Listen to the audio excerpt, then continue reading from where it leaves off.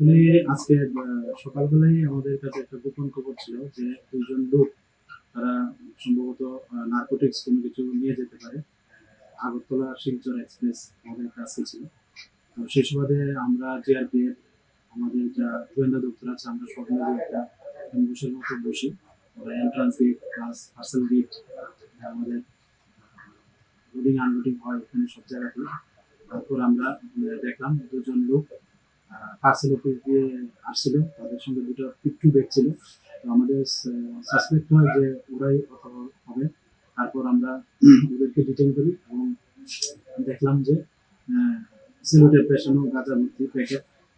তারপর আমরা যথারীতি এনডিপিএস এর অ্যাক্ট রুল অনুসারে যা করণীয় আমাদের সিনিয়র অথরিটিকে জানায় এবং ওনারাও আসে।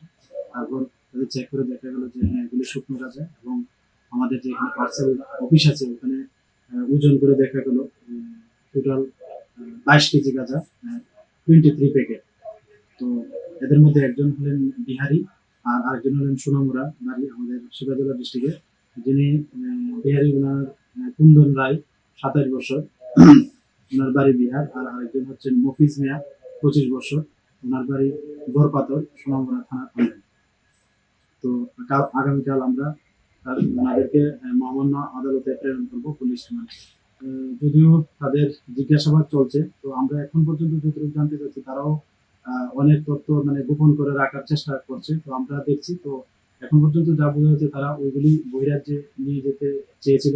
ওই আগরতলা যে শিলচর প্যাসেঞ্জার বাস সরি ট্রেন ছিল ওটা দিয়ে তারা যেতে চেয়েছিল এবং ওইখানে তারা হয়তো কাউকে আবার মানে ওগুলা ডিস্ট্রিবিউট করবে। ত্রিপুরার কোন জায়গা থেকে এগুলো নিয়ে যাচ্ছিল? অ্যাকচুয়ালি তারা তো আগরতলা থেকে এসেছে, একজন হলো সোনামুড়া, একজন হলো বিহার। তো এক্সাক্ট কোন জায়গা থেকে তারা এগুলি কালেক্ট করেছে এগুলি আমরা এখনো জানতে পারিনি। আমরা ইন্টারোগেশন চলছে, দেখি কি আসে। তবে কি আরো আছে কেউ তাদের সাথে মানে আমরা ইন্টারোগেশন চলছে, দেখা যাক। অবশ্যই থাকবে আশা করি। আমরা এই বিষয়গুলো খতিয়ে নিচ্ছি। Thank you.